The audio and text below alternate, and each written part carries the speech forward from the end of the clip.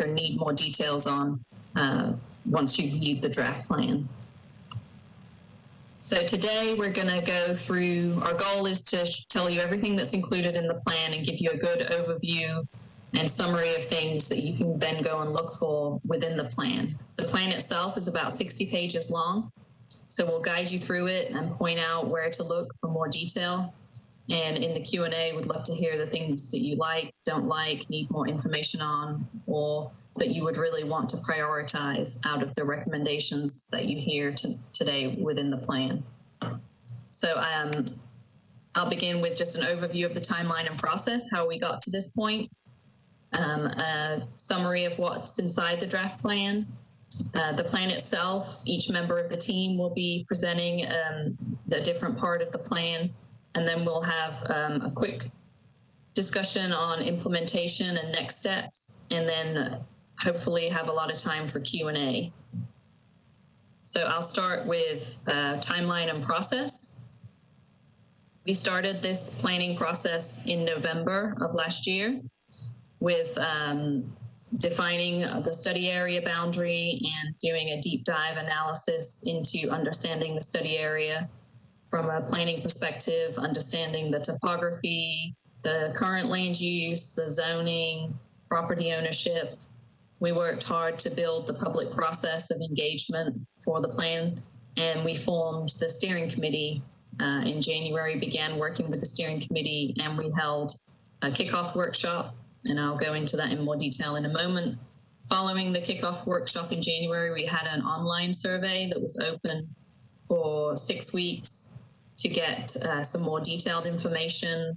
The kickoff workshop was really about vision, and the survey we had for the 6 weeks was getting into more detail on building types and infrastructure needs. Following that, receiving that information, we developed the recommendations, worked with the steering committee and the council members to evaluate the recommendations and put the draft plan together. So we're now in the public review period. We hope to receive great feedback and then make revisions that are needed before taking it to the Planning Commission, hopefully on September 24th. So some highlights from that timeline. January 30th, we had the kickoff meeting at Rocket Ship Elementary. We had around 140 attendees to really do 2 hands-on tabletop exercises for us to understand the current needs and desires of the area and that vision for the future. And we heard 5 main big ideas, themes from that of safety, services, transportation, streetscape design, and affordability.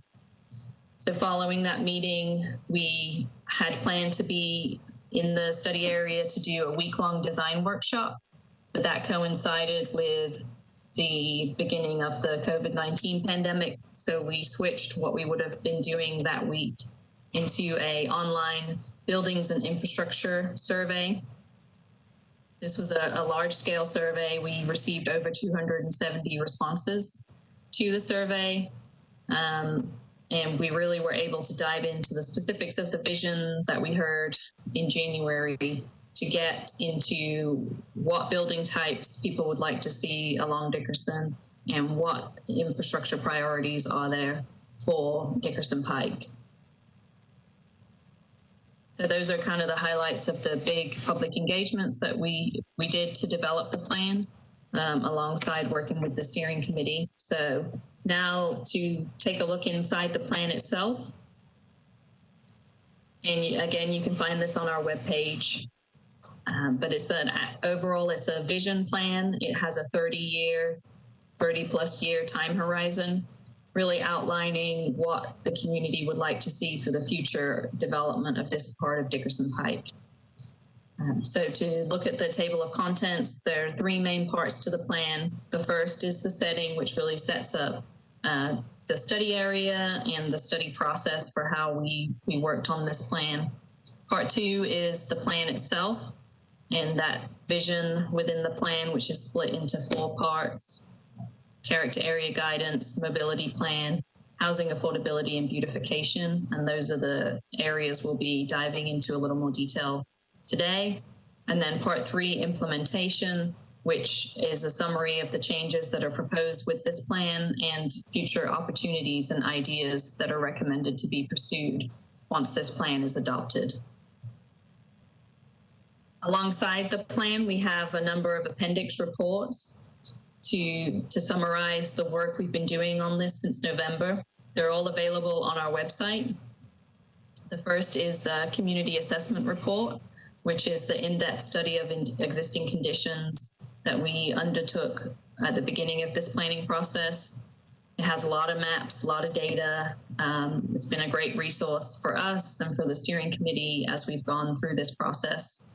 Then we have a summary of the kickoff event that we had at the end of January. So if you missed that and would like to know a little more detail on the exercises we did and the feedback we received, you can take a look at that. And then we have the Buildings and Infrastructure Survey report, which summarizes how the survey, what questions were in the survey and the feedback we received from there.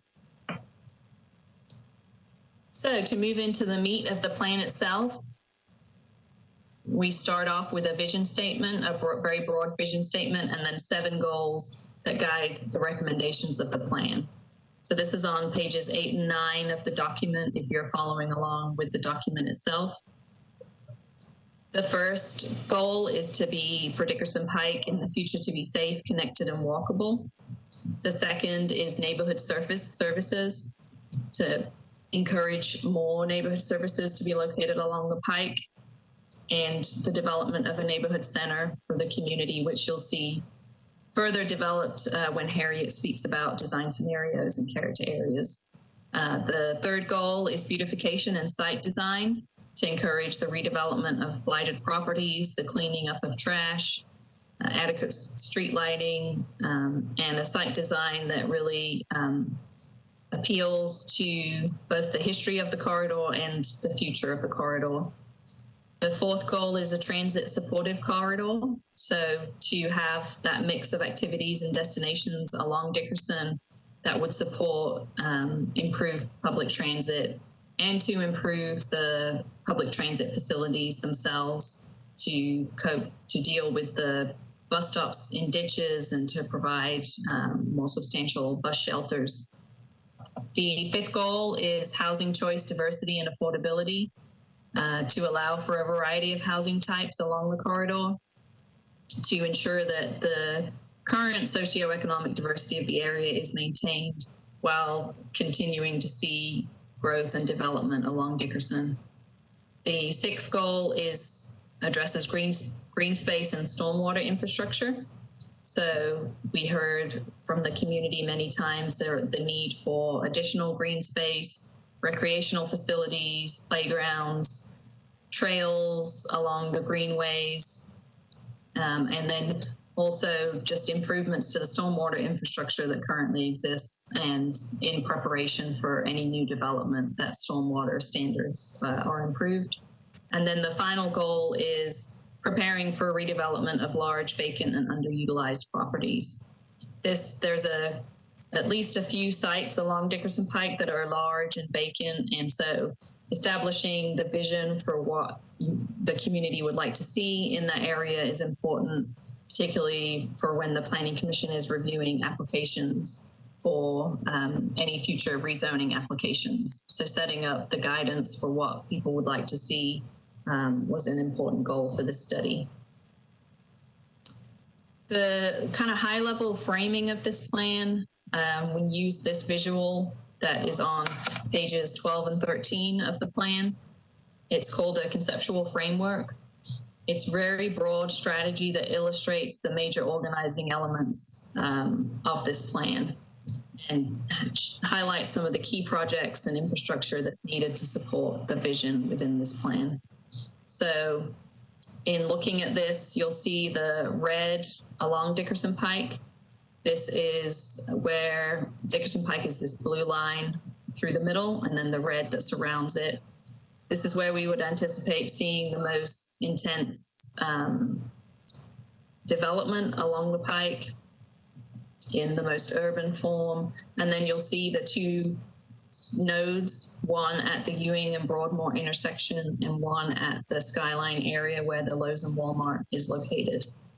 The Ewing-Broadmoor intersection is intended to be a neighborhood center that serves the local residents, that would have connectivity, that folks could walk from the surrounding neighborhoods, and would have coffee shops and small grocery store and some open space for the neighborhood to gather. The Skyline area is more of a regional center, already has the established big box stores and a lot of land available for development of some more regional services that could draw the people from Briley and 65 to that area. Then you'll see surrounding the red is an orange, which is kind of what we're calling medium intensity. So as you begin to move away from the corridor, you start to see a transition in height towards the yellow, which is for lowest intensity, where there are established single-family neighborhoods and space for more single-family homes. So that's kind of the intensity framework. You'll also see this green dotted line, which is a system of greenways we're proposing along Pages Branch to the south, up through Oakwood Park and along Ellington Parkway, and then over to Ewing Creek as another way for people to connect through the area and enjoy the open space and creeks and topography of the area. You'll also see on here conceptual street network. So the streets in solid line exist today, and then the dotted line are streets that are proposed within the plan to be added to. In the blue, that means they're to be added to the major and collector street plan that developers would see when they review property. And then the purple dashed line are conceptual streets that we would hope to see as development comes in. So that's the big picture policy framework that we are working within. And then we get into the 4 main recommendations for the plan: character areas, mobility, housing affordability, and beautification. And these 4 areas are based on those 7 goals that I outlined earlier. So to begin with, Harriet is going to talk about character areas and design scenarios. She'll give you an overview of how we use the data from the survey to develop these character areas. And so I am going to go ahead and stop sharing so that I can pass it over to Harriet to present to you.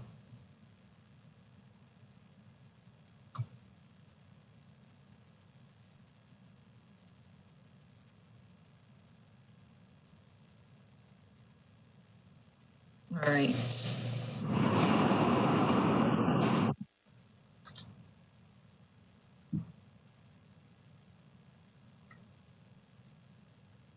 Good afternoon, everyone. Can you see my screen? Great. So good afternoon. I'm Harriet Brooks from the Design Studio at Metro Planning, and I'm going to talk about the character areas and design scenarios that are a part of the Dickerson North Study. The study area for this plan is really large and diverse. It encompasses almost 3 miles from along Dickerson Pike, with a really wide range of conditions and land use types, from the big box stores and the medical campus at Skyline to smaller mom and pop businesses as we move downtown.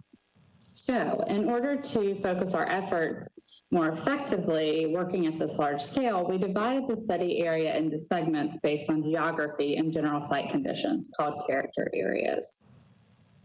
So as you move from north to south, first we have Skyline, and that's from Mulberry Downs to Briley Parkway. Then we have the central segment from I-65 to Hart Lane, and we're referring to that as Ewing Broadmoor. And then lastly, the southern section we're referring to as Pages Branch, and that runs from Hart Lane to Pages Branch, which is just north of Trinity Lane. For this study, we also conducted design scenario processes for 2 sites. First is the Lowe's Walmart property at Skyline, just north of Briley. And then second is the H.G. Hill property on the northeast quadrant of the intersection of Dickerson with Ewing and Broadmoor Drives. These design scenarios enable us to take the ideas that come from public engagement, the planning process, steering committee meetings, and really test them physically in the existing context. They allow us to see how the ideas translate on site, test how they could possibly be phased over time, and really examine how they might work within the context of existing zoning and other factors. So it's really important when we look at these design scenarios to remember that they're just scenarios. They show how a site could develop over time if certain factors align, but they do not guide or enforce regulations on how a site will develop necessarily. So the first character area we're going to look at today is Skyline in the northern segment of the study area. Community members outlined pedestrian infrastructure and open space as the most critical priorities for this area, as well as connectivity to retail. In Motion, Metro's transit plan envisions a future transit hub in this location that could offer convenient transportation for commuters and visitors as population density grows in this area over time.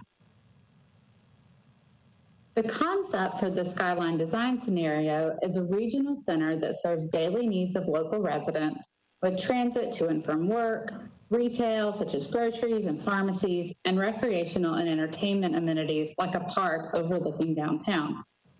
The phasing for this design scenario examines how this transformation could potentially take place on the site. So in phase one, the next 5 to 7 years or so, we imagine that as development continues to pop up along Dickerson, additional mixed-use retail spaces could occur at the top of the hill, really creating a backbone for a more pedestrian-friendly center on this site and an access that connects to the residential development to the north. In phase two, the next 8 to 14 years, we looked at how the potential transit hub could work on the site and aligning that with infill that forms a connecting access to Dickerson. And then lastly, in phase three, so we're looking 15 or more years out, we imagined what complete build out could look like, including that park that I mentioned overlooking downtown, and a real kind of nexus or regional center for this area. To wrap up Skyline, this design scenario complements already approved plans for the area, including an existing planned unit development that we use as a framework for phase one, In Motion that calls for the regional bus rapid transit hub on the site, and Plan to Play, which is the parks master plan, which recognizes the need for greenway connections and parks in this area, especially as population continues to increase. So secondly, we're going to take a look at Ewing Broadmoor, located between Briley Parkway and Hart Lane.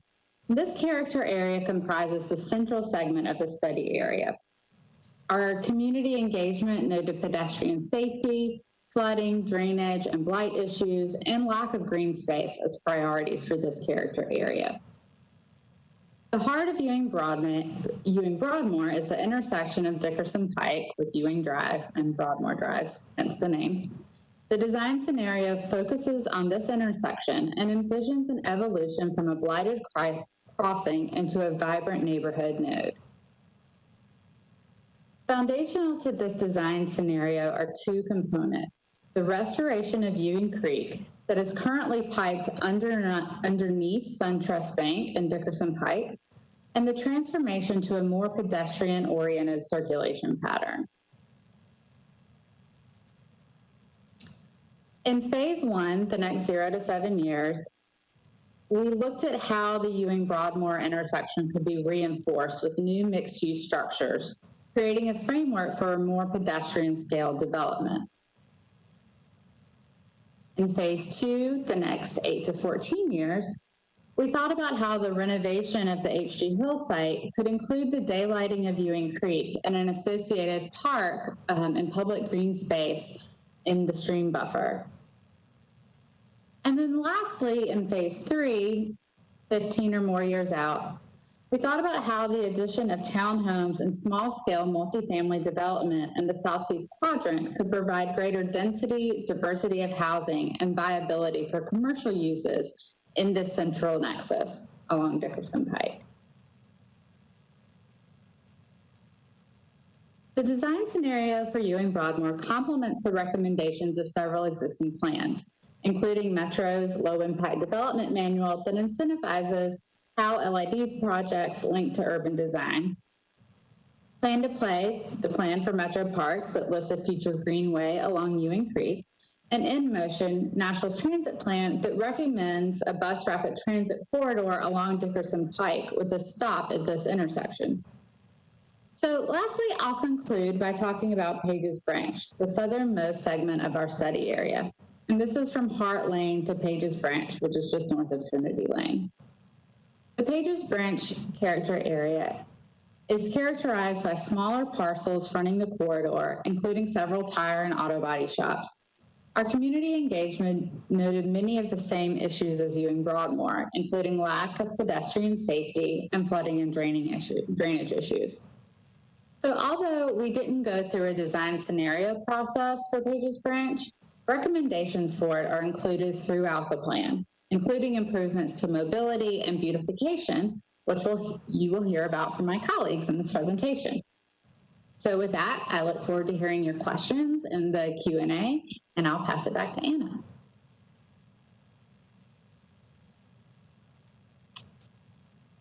Thanks, Harriet. And just a reminder, as Harriet's transferring the presentation back to me, please be adding your questions into the Q&A box at either at the bottom or at the side of your screen as you think of those questions. And Marty will be keeping track of those. On Thursday night's meeting, I think we had a number of questions, and it was really great way for us to understand what we needed to dive into a little more in this presentation and what we need to take a closer look at within the plan. So please, as you're thinking of them, add your questions or plan to raise your hand when we get to the Q&A portion. I'm going to go through the mobility plan section. This is on pages 34 to 43. Mobility was a huge topic of conversation with the community. You can see from this photo that there are many parts of Dickerson Pike that don't have sidewalks or safe places to cross or comfortable bus stops to wait at. And so mobility and the mobility part of the plan takes up a good chunk of the pages. So we ended up dividing the recommendations for mobility into 4 sections. Multimodal connections, which is really not just the roadway, but sidewalks, bikeways, crosswalks, new street connections, improving how neighbors are able to get around the study area. The second is transit improvements. So improving the sidewalks and crosswalks, improving bus stop spacing, and really working with the transit center that's planned at Skyline and the other major transit nodes at Dickerson and Hart Lane and Dickerson and Ewing-Broadmoor to improve access to transit and comfort level, frequency and reliability of the service. The third area was access management. This is really to do with traffic control and access management. So including ideas like a speed limit reduction, having access from side streets and to the rear of buildings, consolidating access points to reduce the amount of driveways, which makes it difficult for pedestrians because Dickerson Pike is essentially one curb cut throughout the study area. You never know as a pedestrian when a car might be turning in. So beginning to think about ways to manage that to make it safer and more comfortable for pedestrians. And then creating that connected greenway network was the 4th priority that's shown on the conceptual framework and then also on our mobility framework map, which you see on your screen now. And I will talk through this briefly. You see Dickerson Pike in the solid blue line. existing local streets in the pink, and then the major streets, Hart Lane, Ewing, Broadmoor, and Doverside in the green. The blue and the dark purple dotted lines show potential locations for new streets that would help create more parallel connections so that you didn't always have to go out onto Dickerson Pike for every single trip, and that you would have more options to get through the neighborhood and to use the greenway system. This also is a good illustration of how the Interstate 65, Ellington, and Briley really enclose the study area and make getting outside of the study area difficult. So definitely take a look at our mobility map and recommendations and let us know if you think we're missing connections. And once we get to implementation, we will talk a little bit more about how these streets might come to be. In terms of safety, we have a few ideas that would need more research and study and analysis from Public Works and TDOT to be implemented. But these are some of the safety tools that are available, reducing the speed limit as an option, providing a median island for a place of refuge as folks are crossing Dickerson, which gets very wide, particularly north of Briley. Curb extensions, which again help reduce the distance of crossing, and then hawk signals, which are a pedestrian triggered signal that could be used both at intersections and potentially mid-block to provide another safe place for people to cross Dickerson Pike. That was a very brief, broad, high-level look at the mobility recommendations. Please let us know in the Q&A if you have more detail that you'd like to get into on that. I'm going to pass it over to Gene Burris. He's going to. No need to, Anna. Well, not pass it, but yeah. Figuratively pass the baton to Gene, and he's going to talk through affordability and beautification. So take it away. All right. I'll take the baton, the virtual baton. So good afternoon, everyone. For this section, we're going to talk about housing affordability and how this plan plans to address that. So one of the things that we heard during the kickoff meeting, during some of the public forums that we have been able to hold from the surveys and feedback we've been able to gather, a good chunk of it dealt with housing affordability. There is a sense of affordability that currently exists in the area, and that sense of affordability, there's a desire to maintain that sense of affordability. So as it pertains to housing choice and diversity and affordability, basically what we want to do is try to allow for a variety of housing types, different housing styles, types, single family, duplex, et cetera, multifamily, and appropriate areas in order to maintain diversity. Because a lot of feedback that we received from the community was about trying to, there's a sense of diversity. There's diversity in this area already at various levels, from socioeconomic to racially, et cetera. And so what we want to do is try to protect single-family residential character of some of the neighborhoods like Hillhurst and Mulberry Downs, while focusing growth and development along the corridor, along Dickerson Pike. Next slide, please. So housing supply, types, and affordability. In Nashville, one of the primary tools that Nashville metro government as a whole has at its disposal regarding trying to have affordable housing generally is in the form of subsidies. So I'm sure some of you may be aware of the Barnes Fund, which is it's a fund that a metro government generally contributes to on an annual basis. It's been around for a few years. And that fund is used to directly invest in affordable housing, usually in the form of providing subsidies to nonprofit organizations that specialize in community development and affordable housing development. And that's been going on for a few years now. The planning department the planning department in and of itself, even though we're part of metro government, we don't in and of ourselves have tools to directly impact affordable housing in the sense of providing subsidies or even regulations.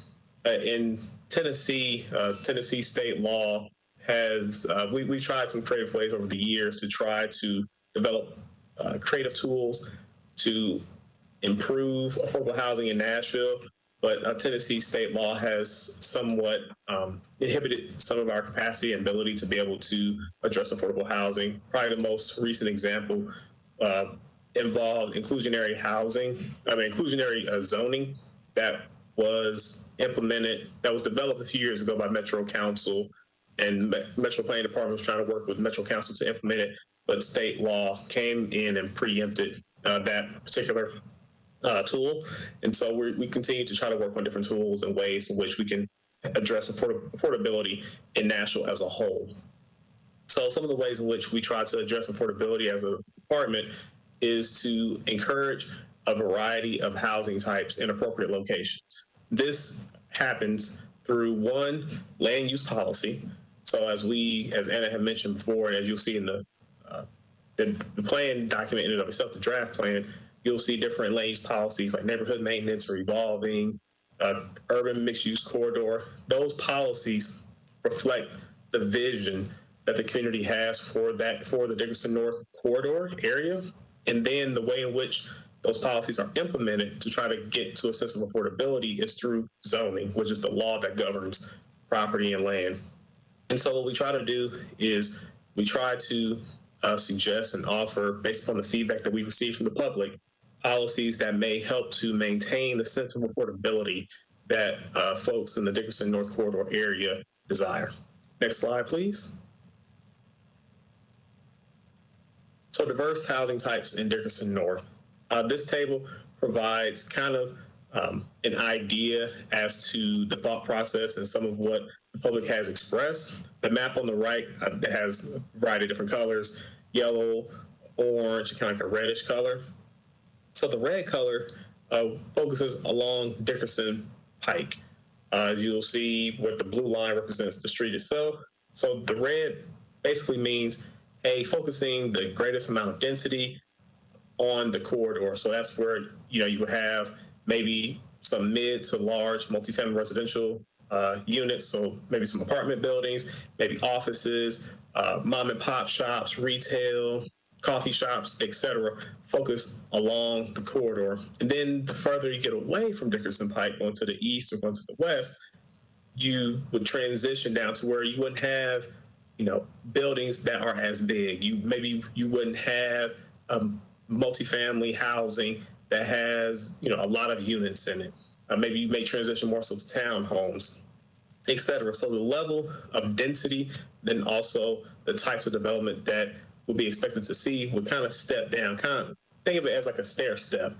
Dickerson North is up here, most intense developments, retail, commercial. Then as you get a step down, get further away from the corridor, going to the east or the west, you would kind of see, maybe you wouldn't see non-residential uses. You would see maybe some townhomes, small multifamily units, and then you get further away, you get into the neighborhood. And where you get into the neighborhood, that's where you have your single family residential homes. And in those areas for the most part would be fairly untouched, that you wouldn't see non-residential uses, you wouldn't see a lot of new development per se. And that's one of the ways in which we can help maintain that sense of affordability within this area. So keeping development focused on Dickerson Pike, the new stores, new shops, multifamily, et cetera, to where one, I can help build up and get some of the infrastructure and satisfy some of the infrastructure needs along Dickerson Pike, but then also provides bodies, provides additional people, provides eyes on the street. And then these things can help lead to more services for the neighborhood, such as the mom and pop stores and restaurants and services that can service the entire Dickerson North community. And I think now I'm probably going to transition to talking about beautification. And feel free, as a reminder, I'll take a moment here to remind folks to feel free to put your questions into the Q&A as you're thinking about those regarding any of the topics that we have discussed thus far. So I'm going to transition now to talking about beautification. Next slide, please.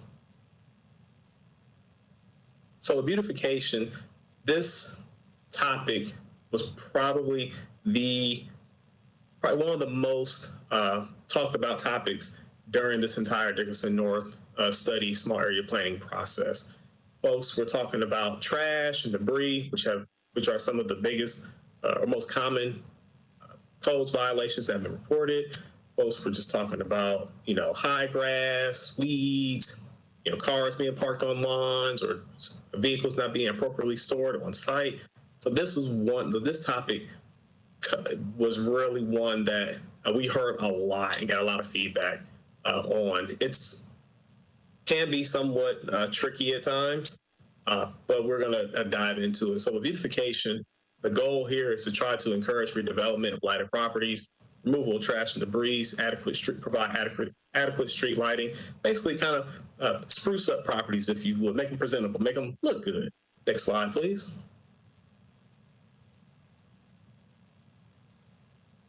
So Metro government's capacity to be able to help with beautification primarily lies within some tools that are available to build capacity of folks. Some of those tools involve an online tool, internet-based tool known as Nashville. This is where you can see and get status updates on existing property standards violations, Also Hub Nashville, which is a one-stop shop that you can call to, file complaints on property standards, to let Metro government know what's going on. Hey, so-and-so's grass over there is too tall. The mechanic shop isn't properly storing vehicles, etc.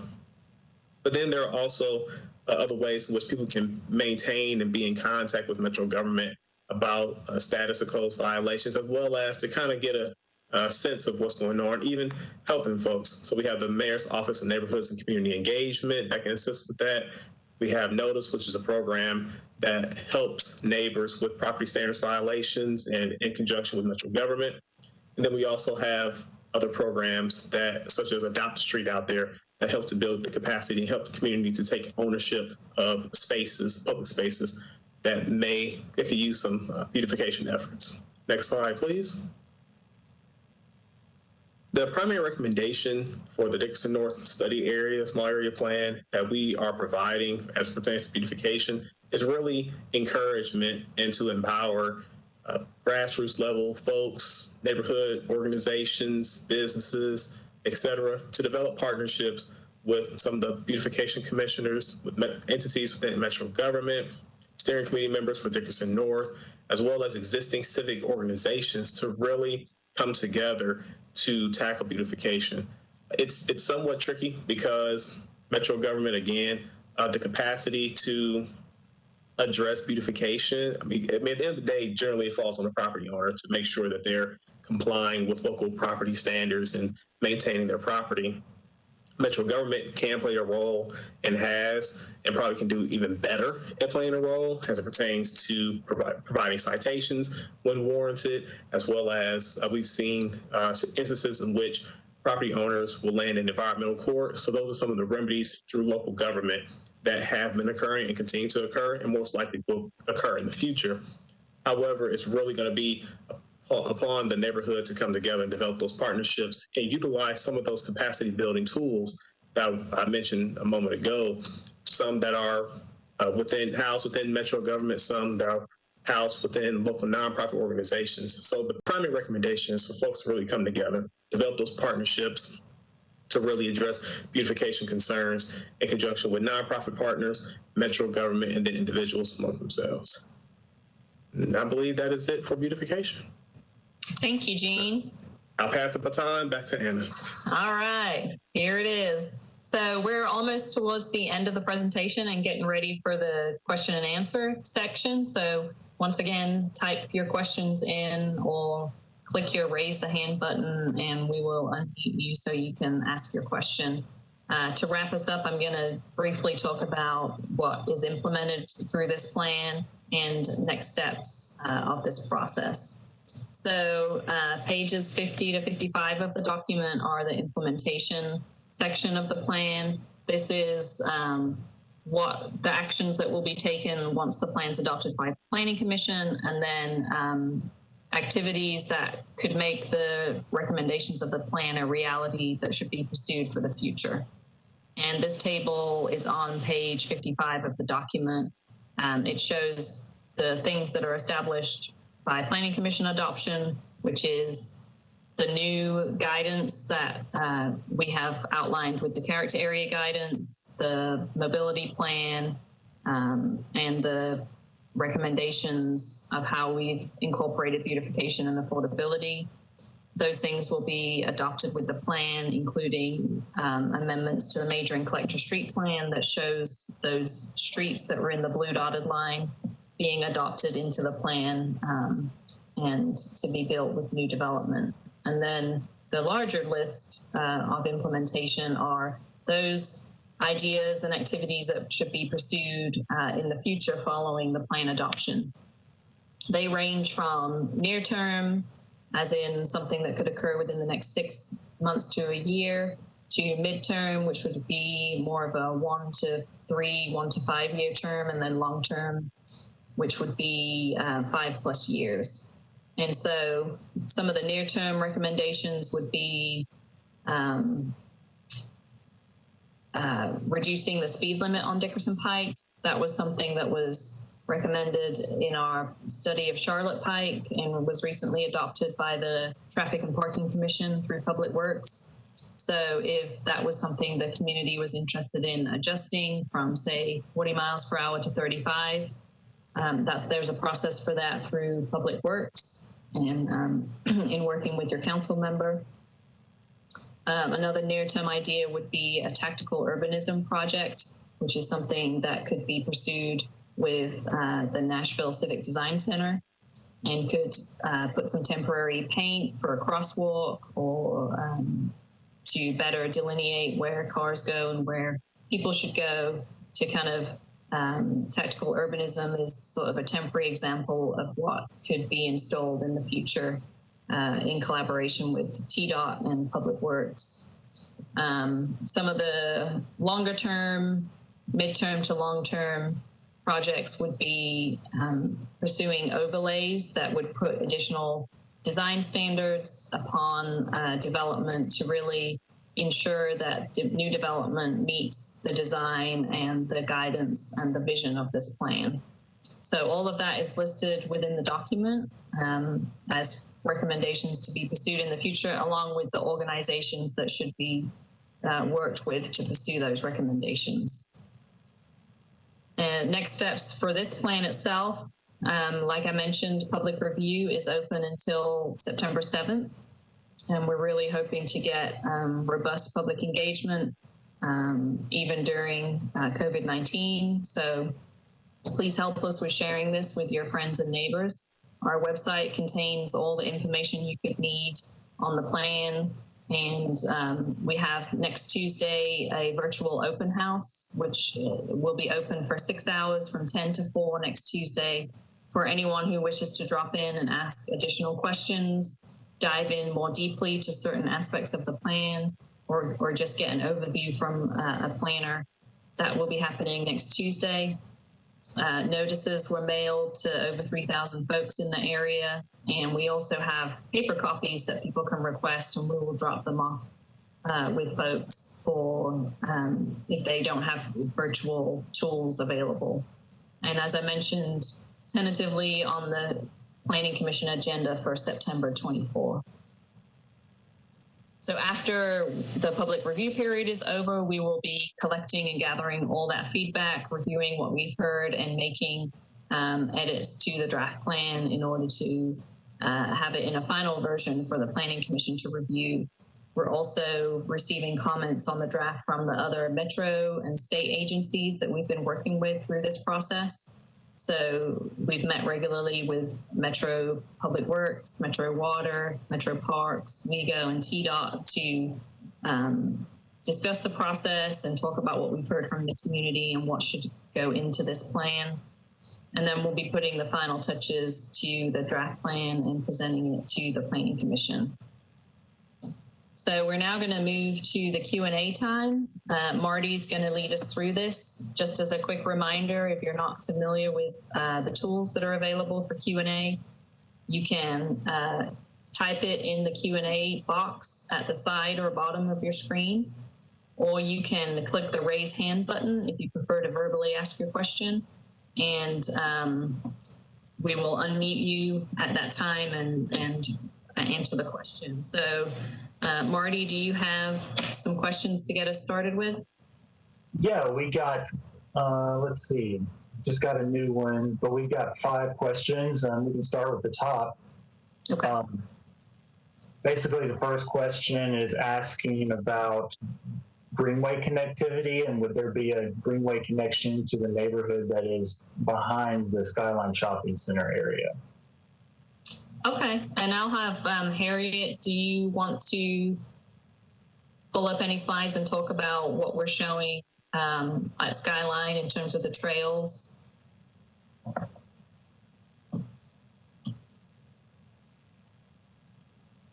Harriet, I can't hear you. I don't know if you're unmuted, not muted. It doesn't look like you're muted, but we can't hear you. No. Do you have headphones on? Okay. Let's see, we'll give Harriet a moment. Harriet worked on the design scenario for the Skyline area, might be able to talk through what we're visually showing for that section. Yeah, I was going to say, while Harriet is working on that, from what I could tell, and this kind of piggybacks off of what was asked last Thursday. So behind the Skyline area, there's a large conservation easement that we had discussed right behind Walmart and Lowe's. And that large piece of property behind the Walmart and Lowe's, we're not quite sure. It's right now part of a land trust. And so providing a connection, any connection from that neighborhood behind Walmart to the Walmart, connecting it there, it would involve some additional investigation, some additional research, and trying to make a connection from that single-family residential neighborhood to the Walmart, because you see that large strip of land where the cursor is located. It's part of a land trust. It is a conservation easement, so there could be the possibility to get some connectivity there. But I don't believe that this current plan or the DIckerson North study, the DIckerson North small area plan, as of right now, correct me if I'm wrong, Harriet, with a simple nod or shake, that it doesn't show a greenway connection through that large property that's a conservation easement. I think she's shaking her head yes. Yeah. Okay, yes. Okay, so what I said, it was correct. All right, thumbs up works as well. So yeah, so at the current moment, this plan does not show or provide a connection, a greenway connection for the single-family residential neighborhood to the west, right there where the cursor is at, through that conservation easement to the Walmarts and broader Skyline development. To answer the question succinctly, no. Yeah, and I think, that would be something that could be pursued if the neighborhood was interested, but they'd have to work with the property owner and negotiate that. We did see that when we were developing the plan in the design scenarios. We saw that as a great opportunity to have trails and pedestrian or bicycle connectivity to Skyline and what might develop in the future. But the conservation easement means that there would be greater negotiation, and that would need to happen between parties in order to get that implemented. But that's a great question, and we also saw that opportunity. So I think it's something that's worth pursuing with the ownership to see if that could become a reality.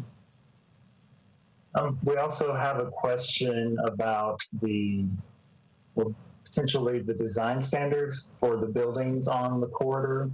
Are we planning that there would be some design standards, or will it be, that's the question right here. We've recommended that in other areas, and I think that's the question that we'll be recommending that here. Yeah, and that's another great question. I'll start off and let Jean hop in, because that is something that in previous planning studies that we've done, we've recommended design standards or the adoption and pursual of an urban design overlay that would include the design standards. With this plan, we have not recommended We have not included design standards or recommended an urban design overlay. We have recommended the idea of pursuing a corridor design overlay that would address landscaping, signage, and building facades. And that's something that would be pursued with the council members and property owners if that's something that there's interest in pursuing. This plan itself relies more upon the current land use policy to guide the design of what we would anticipate seeing on much of Dickerson, which is within the urban transit. So we would anticipate seeing an urban form of building to the street. And so I'll pass over to Gene to kind of add any other detail to that. Yeah, I was just going to say ditto everything Anna said. And I think that was Ed's question about design standards. A corridor design overlay or urban design overlay, a design overlay, I'll put it that way. That could be in the cards in the future. I know that is something that is listed in the draft plan as a possibility. We've seen other corridors with design overlays, but for Dickerson Pike, we aren't necessarily saying there should be one, but we are saying that that is a tool to help guide development along Dickerson Pike. So that is something that if the community wants, like Anna said, they would have to get with council members as well as come together to figure out if that's a tool that is worth implementing or going after for this particular area. But as of right now, this plan does not call for saying we recommend a design overlay, just definite. It's more so dealing with tweaking some of the land use policies within the area and then really trying to elaborate on what the community sees within this portion of the county. And I wanted to make sure we knew Council Lady Van Rees is on the call, and so welcome. And if you have anything you'd like to add to any of these questions, please dive in. I just, first of all, thank you so much for everybody for their hard work. I just wanted to address that the area across the street on the District 8 side, it is being developed by, known as the Altitude at 41, with restaurant, retail, office, and luxury condos being designed now. That's next to the current Hampton Inn. So you see that empty spot there, know that it's already underway. Of course, that's Skyline Ridge Drive and the additional apartments and the work that LDG is doing to do upgrades to that road that would include a sidewalk all the way from Dickerson Pike to the rear entrance of the hospital. All of that is not just something we should do, it's something that is happening. So I wanted to just chime in to remind folks of that. I'm absolutely all in on talking about a design overlay, particularly all the way up to Old Hickory Boulevard, actually. And I know that we're discussing that on the other side of District 8, Gallatin Pike, and have had great results. And so kind of seeing how that process is working is something that I would definitely want to hear from the community along this area to see if they're interested in doing once we establish the guidelines that this study is recommending. Okay, wonderful. Thank you, Council Lady Van Rees. Appreciate that. Marty, what's next? Yeah, I believe, and Council Lady has answered another question in oh, there you go. Marks, so that's we did have another question about the Skyline Park area or the Skyline area. Okay. Looks like there needs to be some clarification on the nature of the park. The question is, would it be a physical nature park or with trees or an industrial park? And I think by nature, just a regular park or industrial park. I think. Right. Harriet, did you figure your sound out? She had two thumbs up. I know. And Harriet, if Anna were to use her cursor to hover over the green space within the Skyline, is that the Skyline Park that the plan refers to? All right, so that corner green area in front of Walmart, that's Skyline Park, would be a typical park where folks can walk their dog and go work out and walk on paths and enjoy the outdoors. Okay. Certainly a place. Go ahead. Yeah, I'm sorry. Well, I was just going to say, I know if Harriet if we could hear her, she'd be talking about how that takes advantage of the topography and the views to downtown, and also in terms of topography, it not being the most buildable part of the land. And so having a gathering space, a green space, and then wonderful views up there. So that was kind of why it's placed there and what it's anticipated to be used for. We have one last question on the Q&A tab. We've talked about mixed use on the corridor. Are we including space for new office in that definition? Or the offices that could be standalone, would they be part of that mix?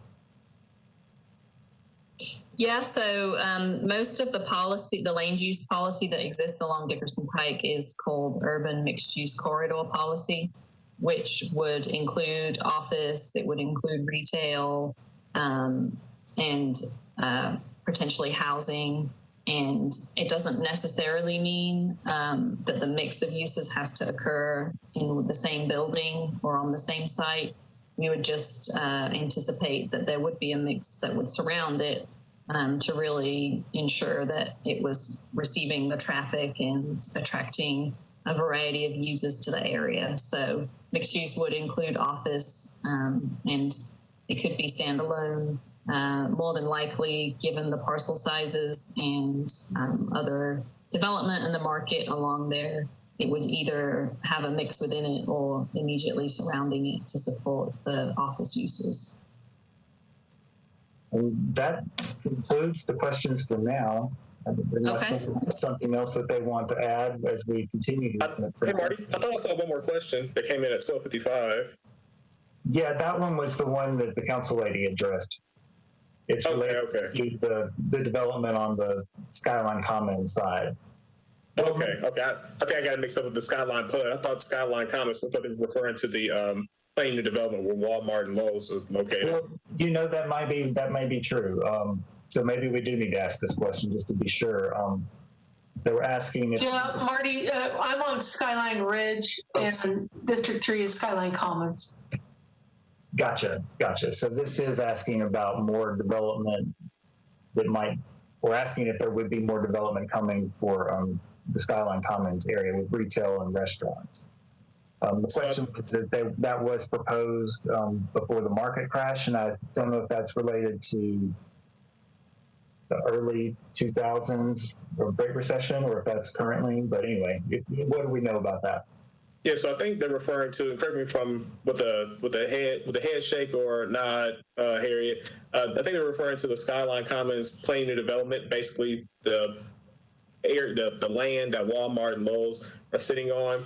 But there was a PUD years ago, planned new development, which is basically a master plan, if you would, for that entire site. Some of it has been built out, but there's a good chunk that has yet to be built out. So the buildings in gray, if Anna were to use the cursor along the site, she would show the Walmart and the Lowe's, and then the buildings in yellow or golden color are proposed new buildings. And so what Harriet did, as she explained earlier in her presentation, was that she took the existing master plan for that site, which is the planned new development called Skyline Commons.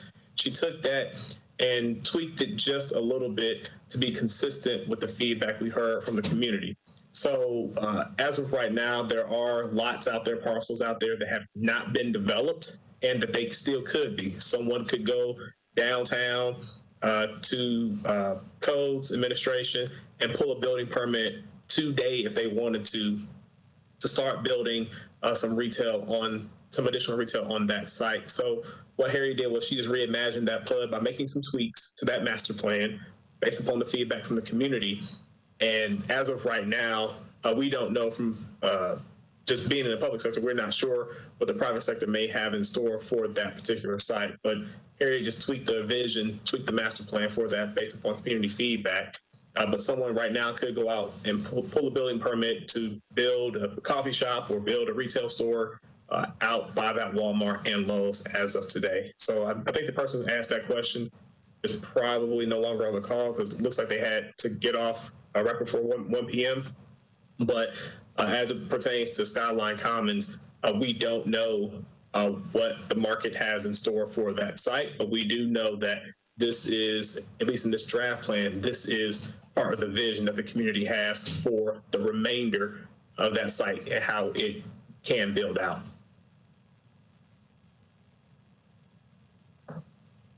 Okay, so Marty, that was all the questions. And then is there any raised hands, or are we covered with? I don't see any. You might want to double check. Okay. Well, if you have any more, I'm just going to summarize. If you have any more questions or wish to raise your hand, do it now. As I mentioned, we're open for public feedback until September 7th. And you can always email me at anna.grider, GRIDER, at nashville.gov, or call me 615-862-7199. I'd be glad to talk to you and hear more of your feedback. A quick way to give us feedback is to fill out the survey on our webpage, DickersonNorthStudy.nashville.gov. And please spread the word. Like I mentioned, our next virtual event is coming up on next Tuesday, 10 to 4, just to drop in at your convenience to ask more detailed questions. And we'll have different members of the planning team there available to answer your questions. So if we have no further questions now, I will go ahead and end the meeting. And I thank you all for attending. And please follow up with us if you have any other concerns. And have a good afternoon.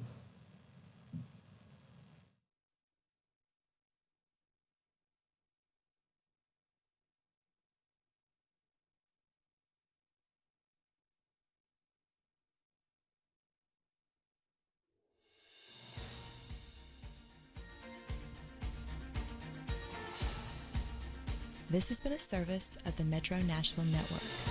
If you would like to see this presentation again, or for more information about this and other programs, visit nashville.gov.